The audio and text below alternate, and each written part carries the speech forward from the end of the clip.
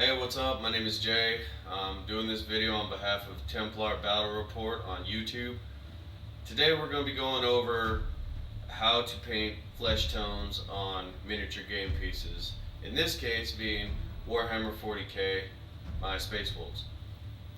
Like I said, I play Space Wolves, have done so since I was 15 years old, and I've entered painting competitions, never really won anything, just regular guy who's kind of progressed throughout the ages. If you guys want to use some of these tips and tricks I'm giving you today, great. If not, it's whatever. Make it your own. I mean, no big deal. But I figured rather than hold these skills and knowledge all to myself and say, nah, I'm better than you, why not share this wealth of knowledge with you guys and see what comes out of it, alright? This video is especially for my friend John back home in Tucson. He plays Templars, and I want to help him kind of improve on his flesh work as well. Also, note that me being stationed here at Fort Bragg, home of the Airborne, United States Army, the Fayetteville gaming community is awesome, and I'm proud to be a part of it. And hopefully, if you guys are watching, by all means, feel free to stop in and say what's up anytime you see me at the shops. But if you like these, advice, you like these tips and tricks, feel free to use them. And like I said, if you ever catch me in person, whether you're Fayetteville, Tucson, Games Day, whatever, say what's up. Not as half as abrasive as I come across. So that being said, that wraps up the intro. We're going to get started on looking at some of the stuff that I have worked on so you guys can see for yourselves what keeps getting me all the kudos. Okay, so just took a quick moment to show you guys. If you're thinking about getting into this hobby, like full steam ahead, do yourself a favor and invest in the quality Brain Am brushes. Not saying you have to buy Games Workshop or Citadel brushes, but Army Painter makes good brushes. Citadel and Games Workshop do make good brushes. Are they worth the price? That remains to be seen. As you can see, I have quite a number of them, and that's basically just been years worth of accumulation. Now I picked up these little bitty ones that are kind of cheapo, and they have their uses. Every brush has its use. And like I said, if you want to get into this hobby full time, you will find a use for every different size and angle and style of brush. So just bear that in mind. You get what you pay for when it comes to this hobby. Do yourself, like I said, do yourself a favor, invest in it, and also have patience. If you have good brushes and you are trying to be patient and working with these pieces, it will pay off in the end. All it takes is practice, practice, practice. Trust me. Okay, so getting started, we have here a Wolfguard pack leader who much of his face is covered up by hair in true Space Wolf fashion. I mean, his flesh was not done too terribly bad, but there's the character of the piece alone just kind of doesn't do too much justice in regards to flesh tone. Mostly I get kudos to this guy, who I'm pretty proud of to begin with, based on the his shooty weapon there. It's a combination flamethrower assault rifle, so it's awesome. But moving on. Going to his battle buddy here is a Blood Claw with a power weapon.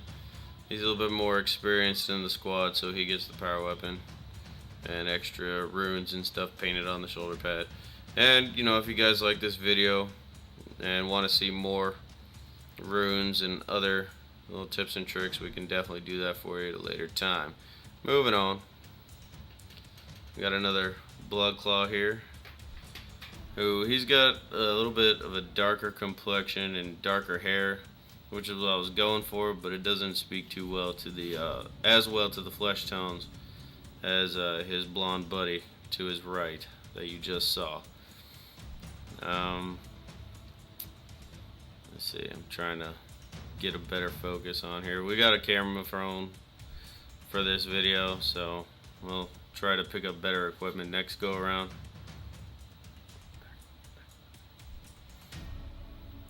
And moving on here, this guy actually turned out very well, in my opinion. The red hair definitely set off his complexion in contrast. It was really, it looks really good. Bam! Oh, awesome. There we go. Finally got to zoom in properly. So as you can see, there's plenty of detail on the face, a lot of the darker flesh tones in the crevices. You can really see that he looks like he's been through some stuff. So, you know, it looks pretty good and hard and seasoned. So, like I said, I was pretty proud of how this one came out, and the hair tones and everything like that. And we can dabble on that later on. So, moving on from him, we have Scout here. He's also got the dark hair and the pale complexion. It didn't turn out too bad. You know. And moving on, got another Scout here. And on Fort Bragg here, we got a statue named Iron Mike, who's in a very similar pose. This was kind of a tribute to that, but plus I also like the idea of him kind of crouched up with his rifle, his modified rifle here. We got the little one in the background making all kinds of noise. He wants to be part of the video, so he's saying hi to you guys. And last but not least, we got our Scout with a melta-gun. This little combination, not this particular model, but this combination of Scout with a melta-gun has served me very well in the past. For those of you back home in Tucson that are watching, what's up? And you know what kind of damage I can do with this thing. So, good times. So right now we're gonna stop and move on to the next bit, and we're gonna work on the pieces I have for you today.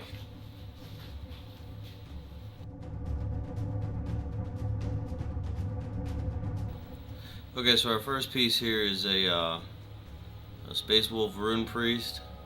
What I did basically was, and bear with me on this, most of my paints are all old school recipe, but they're still in good condition. So whatever the newest equivalent is to the older paints, you know, use whatever you got.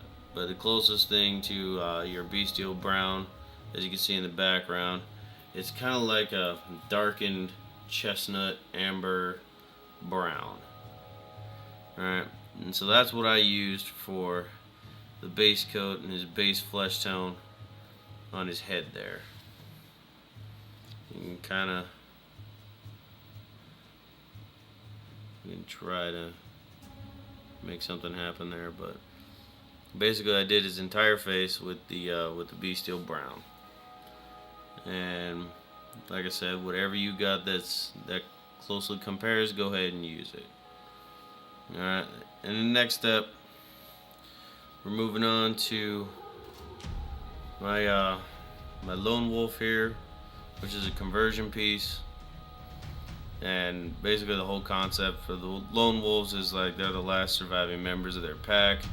So that being said, there's a bit of insanity that's kicked in with these guys. To represent that, I once again kit bashed a Marauder box set, took the roided out Marauder bodies and arms and stuff like that, and just stuck it on Space Marine legs. Kind of show he went nuts and tore his armor off and said, "Come at me, bro." So basically the next step, once you got the Bestial Brown laid down on the flesh you want to paint up, I used chestnut ink, which half the label's gone, but same thing as, like, it's about the same shade of brown as the Bestial Brown I just used. Only difference is it's an ink wash. So if you have an oil or an ink wash or whatever you want to use that might kind of closely compare, go ahead. But like I said, a lot of this stuff is all old recipe, So if it doesn't work out as great, don't take me to court or anything. Moving on. We got another lone wolf here.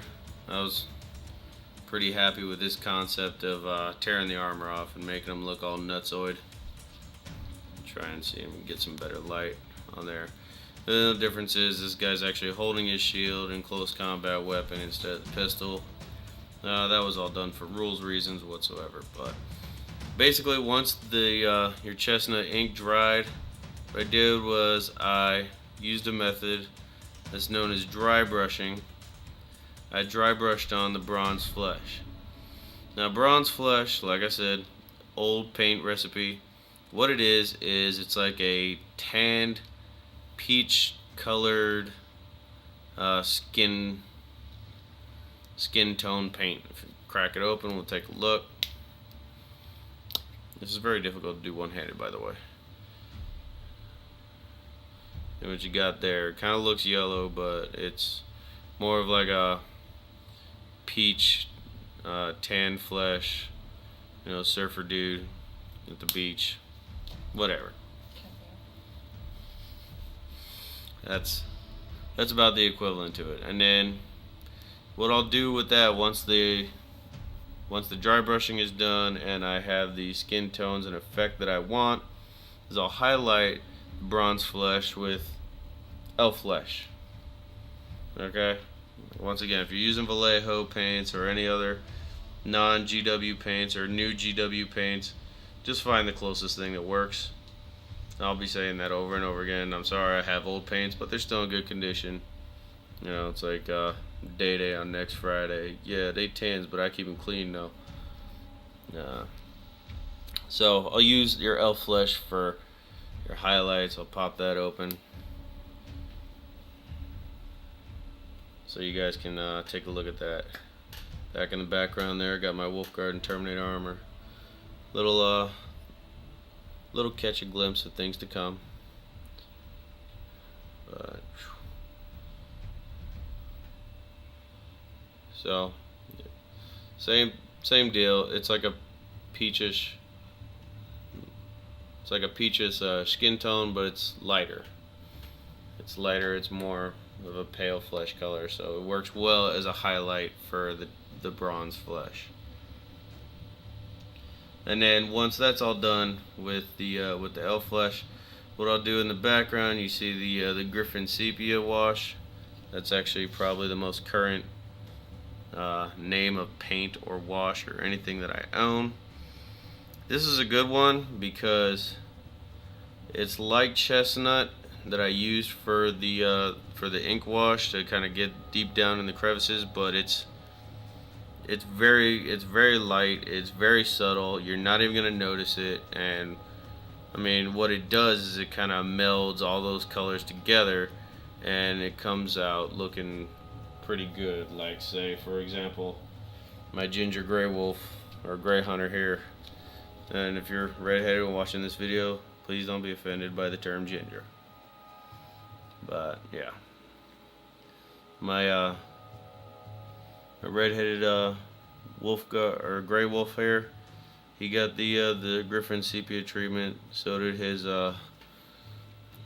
blonde battle buddy, freaking lower enlisted, for those that understand the terminology there. Most of my guys that I showed you earlier, if they got the paler skin tone, they got the Griffin Sepia wash. And it really, like I said, it really helps bring all those colors together and just kind of finalize it all before you clear coat varnish your models, which I highly recommend doing. There's nothing more frustrating than you're getting your guys out for a game, a battle, or whatever, and you rub off paint with just the slightest touch of the finger. It's irritating as crap. So once you guys have a model completed to a standard you're satisfied with, by all means feel free to seal it up with some kind of varnish, be it gloss or matte. I personally prefer matte because then you don't have beaming little glows of light just hanging all over the place. You know, like I said, me being a Space Wolf player, that's just kind of not in good character form. We would rather go and chop up a bunch of nids than sit in the barracks for 5 minutes and polish our armor. But yeah, so that's basically the step process. We're gonna stop the camera right now and move on to the next part where I basically show you the methods of I just described to you on the previous two models. Being that we have the camera phone, we're not going to be able to do it continuously through. I'm going to paint them up and you'll see what the finished product, or at least the product to this point here, has become. And then I'll stop just before I give them all the Griffin sepia wash, and we can do all that together.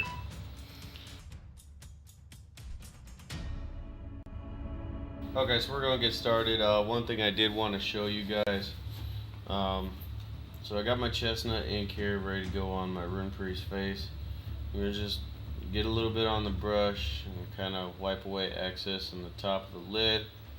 And then to further forego that step, we're gonna dip just for a quick second the tip of the brush in the water to kind of thin out the ink. Now, you might be asking yourself, okay, isn't that just cleaning the crap off the brush?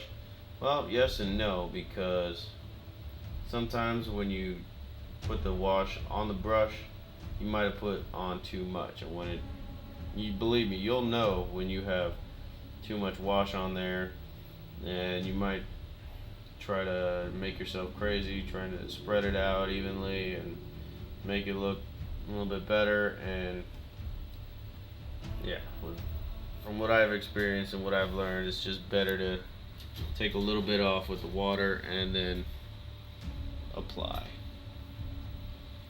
So, and usually before you move on to the step, because I'm sure, like I used to be, some of you may just want to go straight from applying the ink wash and move directly onto the next step. Don't do this, okay?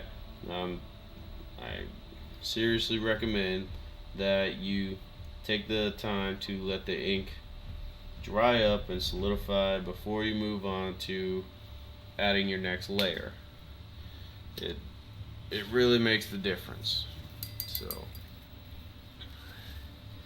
clean up the brush there, and bam, he's ready for the next step.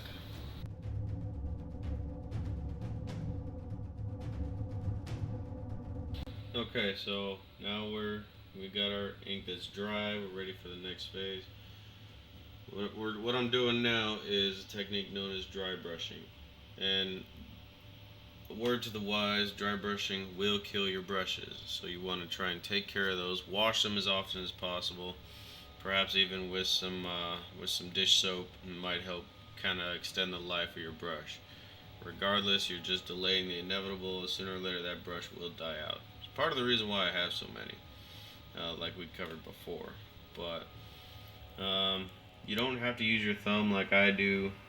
I use my thumb because it is a dry, somewhat dry, porous surface, and that texture really kind of helps with making sure you got most of the paint off of the brush as possible. You want to wipe just about almost everything off of the brush and only leave a little bit. Alright, so usually some nights I'll come home and my thumb will be just covered in paint. That's just one of the methods I've grown quite fond of, is the dry brushing. But like I said, it'll do damage to your brushes, but the effect is, it looks awesome, as you will see right now. So we just gently wipe the tips of the brush across his face, and you can see the leftover paint that's on the brush is really kind of coming through on the model.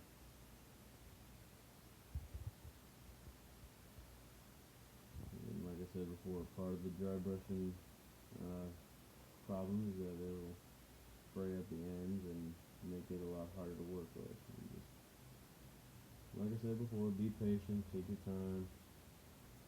Not like these things are going anywhere anytime soon. It's a hobby, so you can always put it down and come back to it, especially if you're having a moment of frustration. That was something I suffered from for many years when I first got started into this. I was getting mad about everything not turning out right and whatever, so I just put it down, go play Final Fantasy Tactics or something, something to clear my head, and I come back to it later on. Now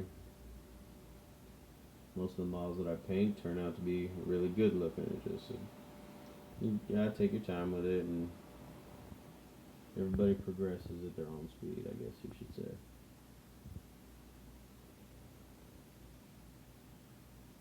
Try to get in his face there, and try to not wipe this all over the place. Less is more, as far as I'm concerned. I'm very big on less is more. And you'll know when you're doing this for yourself. You'll know when exactly to call it quits and when not to. When you might want to put just a little bit more, or you can say, hey, you know what? No, that looks good. Now time to move on to the next one. And we're coming right to that point with this guy here in a few. And my battery's dying, so that's always good times. Alright, put him down because I think he's pretty well and good and done. We'll move on to the next one. You guys might have noticed that there's a lot more color in these models, and that's not to hide anything or cut anything out from you guys. I'm kind of pressed for time and wasn't able to get everything finished before. So what I've done here with the Rune Priest is I colored in his hair to kind of help make everything else stand out. And what we're gonna do is we're gonna, now that we got his flesh colors applied, and the same thing with his buddy to the right.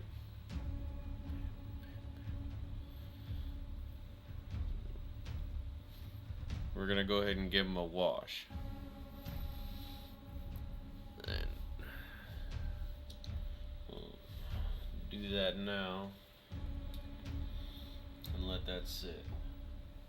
Oh, and one little piece that I wanted to show you guys was, you'll notice on my Rune Priest, just below his face, I applied some of the tan flesh color that I had mentioned before.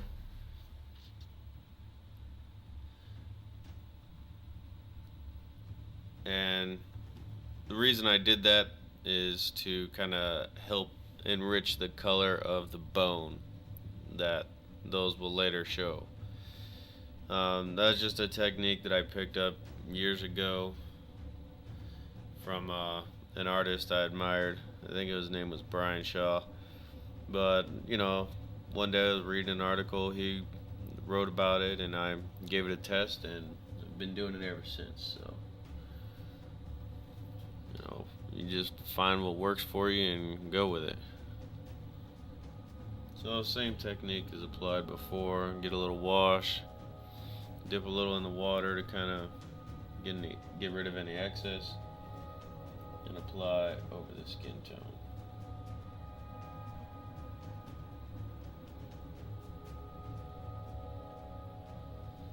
And part of the reason that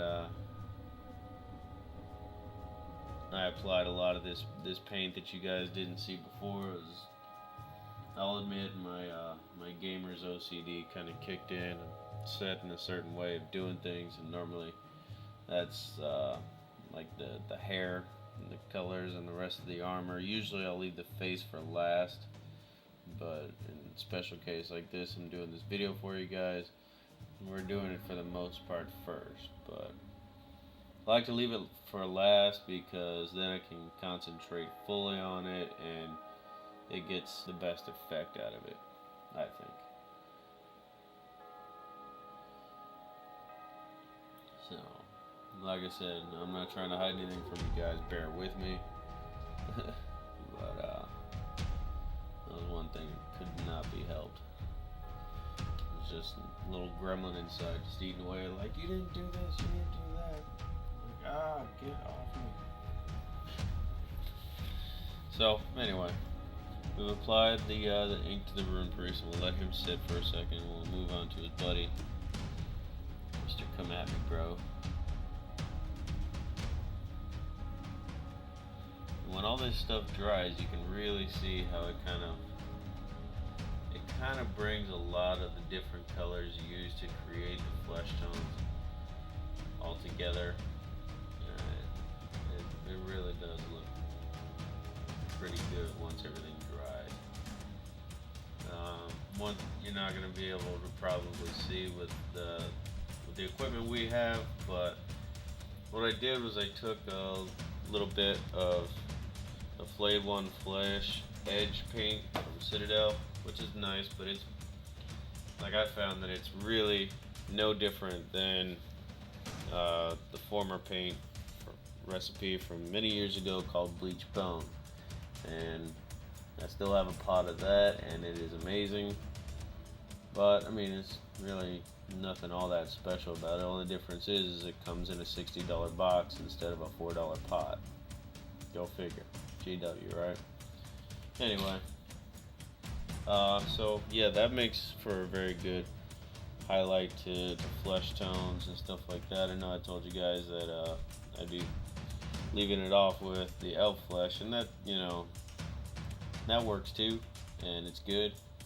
But if you want to further highlight the elf flesh color, I recommend highly that you find yourself a pot of the what's now called Flayed One Flesh. Used to be Bleach Bone. My cousin Gareth actually told me he was working with the new color Ushabati Bone, but it's just really not the same thing.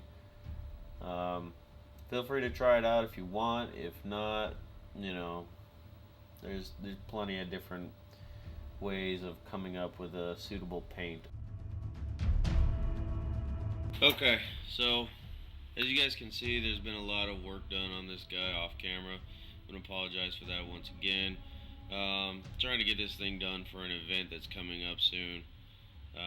Where we left off, unfortunately, was last week, and throughout the work week, my camera person isn't exactly available to, you know, do the camera because she's either working or tending to the little one. But we appreciate her help. What we're showing you here is basically a lot of the flesh work stuff that we're going over. You can't really have one without the other. So I can go over skin tones all day long, but then you need the hair and the eyes and the mouth to all complement that. The little trick that I do with the eyeballs is really just like leave the whole area where the eye socket is black, and then put like one little dot of white paint or a light gray paint in each corner of the eye. See where the white dots are in the corners of the eye. And don't worry if you mess up and slip and go too high or too low with the white paint or the black paint. Just paint back over it in the colors of the flesh tone, no problem. But this is a very good angle that we're able to get here. You can see literally everything. If I turn him a little bit, you can kind of see the details in his hair. He's a little seasoned, he's salt and peppered, so don't ask why I kind of went with the little polka dot effect. I mean, I wanted it to be showing that he's got age. Like, I didn't want every lock of hair to be platinum white, because then you don't see the gray details. And looking at it through this, it kind of looks like snowflakes in his hair, which is also very befitting the Space Wolf style, so works for me. But like I said, you find what works for you and go with it. So we can pretty much leave this guy alone as far as flesh tones go, but I just wanted to show you, like I said before, you can't have the flesh tones stand out without the details in the face and the eyes and the hair and everything. It's all one total package. As you can see, the wolf tooth necklace right below his face. The bone paint has been applied over the tan flesh color. You can really see how it just like pops right off of the miniature, and that's in the end what you really want to look for is anything and everything. Like you want to make your colors pop, grabs the attention and stuff, but you gotta find the happy medium, the even balance. I'm gonna show you another conversion, a little model that I've been working with, and it's also a good testament to the technique I use to get the bone color. So I'm gonna slide him out of the way and move this guy in. This is my Eldar Autarch. He's like kind of like a commanding general or whatever of the Eldar. And right here you can see everything, the details in the hair and the face and the mask. And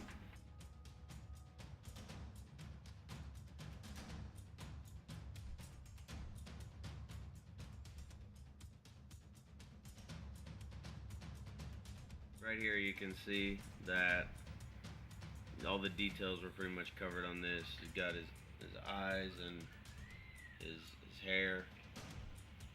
And what you may or may not be able to see is that I took skull white paint and applied it as a highlight to the bone color I'm talking about on just the bottom part where the face is.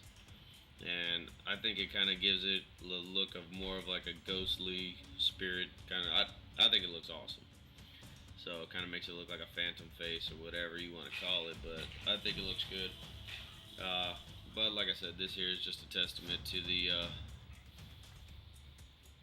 the technique of using your bone color on top of the tan flesh and how it makes it pop. So that about does it. He's a work in progress, and may or may not see him here in the next few months. Got the new Eldar Codex come out, so we'll see what happens. Okay, so picking up where we left off, we still have our Lone Wolves models that we can show you guys more stuff on. But I mean, like I said before, I think you guys pretty much got the whole idea of you gotta have one with the other. I can show you the eye techniques and maybe play around a little bit with the hair. But when you got your flesh tone, once you're done highlighting, like I said before, you could take a wash and apply it to kind of blend everything together. This guy was blended with Griffin Sepia. He's got a battle buddy next to him. It looks like he was done with more of like a chestnut wash, a little deeper amber flesh tone. Just move him in the background and move his buddy into focus here. You can kind of see the difference in the complexion.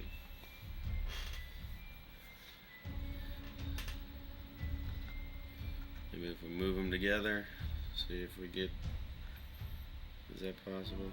Okay.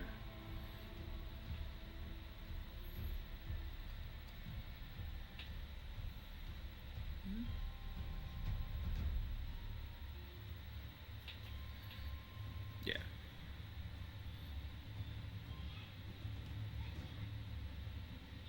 So you can see the difference, almost a slight difference in the complexion, and which is fine. I mean, nobody ever looks the same. So like we can hang with this, with the one guy being more tan than the other. And basically all we're gonna do here is do the details on the face, like the eyeballs and the hair a little bit, and pretty much wrap this video up and you guys get the whole idea.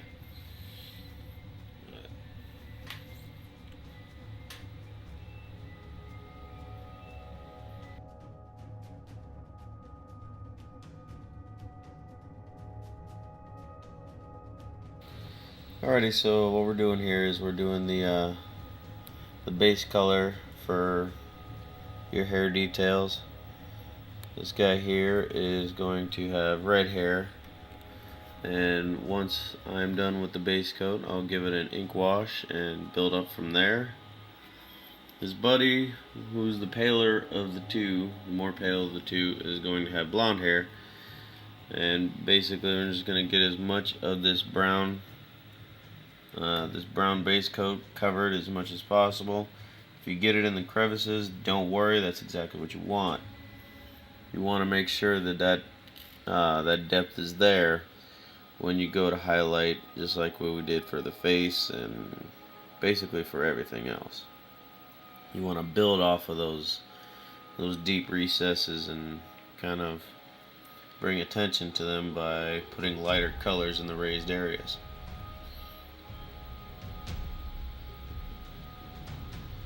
So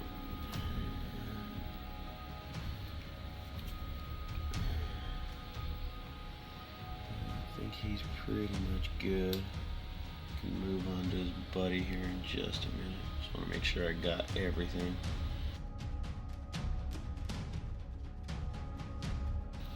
Okay, so now we're done with the base coat on both of the lone wolves here. We're going to apply our ink wash to kind of really set deep in the crevices. Alright, and moving over to his buddy there.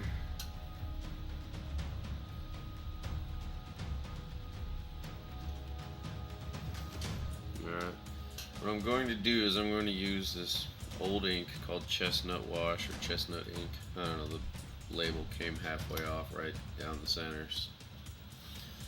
Pretty partial to it. I've been using it for years. It's awesome, but there's many different inks available now that you can use, and they work just as well. And when we're doing something like this here, it really doesn't matter as much which ink you use. It's all about personal preference. I like to use the chestnut ink, but if you want to get a noticeable effect out of your washes like you would with the skin, the difference between the more tan flesh versus the more pale flesh, that's when what wash to use will come into effect. But here, this is not really so much the case. We're just looking to apply this to get in the details of every little hair follicle, like the hair details basically. So, like once before, I'll take a little drag off of my wash here, and we'll move this into a lesser light where things are easier to pick up. Alright, so I'll take a drag off of my wash here, and then I'll dip it in some of the water just to kind of get rid of the excess. You can see the little bit floating in there, and then kind of put some on the rag. Don't worry, it looks like that. Oh, you left nothing on the brush. No, there's plenty left on the brush, trust me. Alright, so I did that to just kind of thin it out. You can pre-thin your inks if you choose to. I prefer to do it this way just because, I don't know, easier.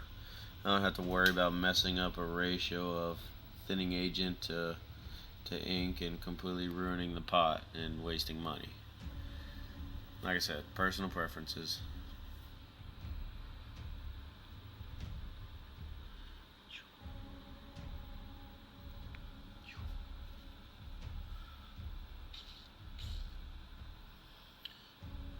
And this one's going to be a little tough to get in because of his chain sword, but that's where the years and years of patience kicks in. You know, when you try to rush through and get a model done, that's when you're gonna either miss details or cake on paint, or something's just not gonna go right. Basically, Murphy's Law comes into full effect. Anything that can and will go wrong does. So be patient, take your time. The model is not going anywhere. Let's see, right here, got a little bit of an excess buildup, so I'm just gonna twist up this little napkin dealio here and soak it up, because this napkin is thirsty. And that's how I avoid from It's not going to help the ink dry any faster, but it'll prevent the excess from running all over the face and screwing things up. Like you got a little bit here on the back side of the head. You got a little bit of excess rolling off, no big. You just soak it up with a little napkin here, and I can touch it up later on if need be, which doesn't look like it's going to need it. Yeah, it's all good to go there. So bam, ink wash applied number 1. There should be still plenty of ink left on the brush here for number 2.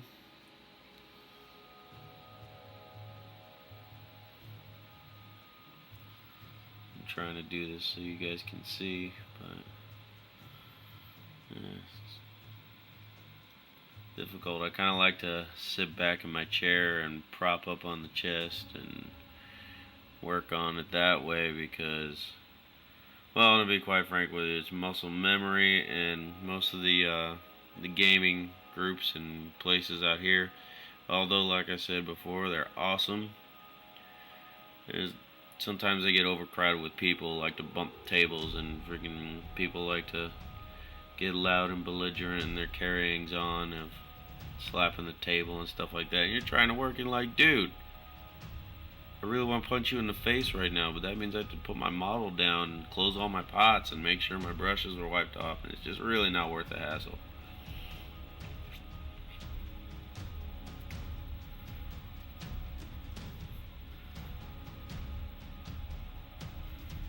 Alrighty. A little bit on the goatee. Meow. As you can see, his mouth and his teeth have already been done. So we'll be doing the same thing to his partner in crime over there. And yeah, basically once we got our ink dried up, we'll do the highlights on these guys for the hair, and that'll get that done.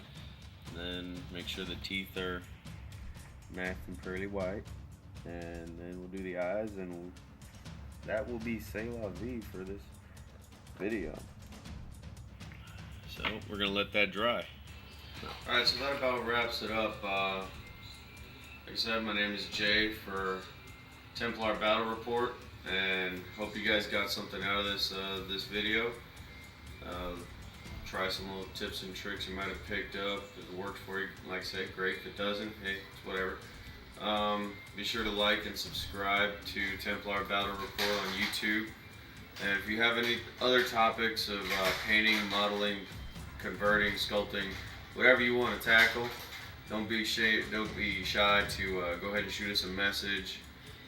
Contact me on Facebook, Joseph Davila would be my profile name. You can find me on the NC40K Gamers Facebook page.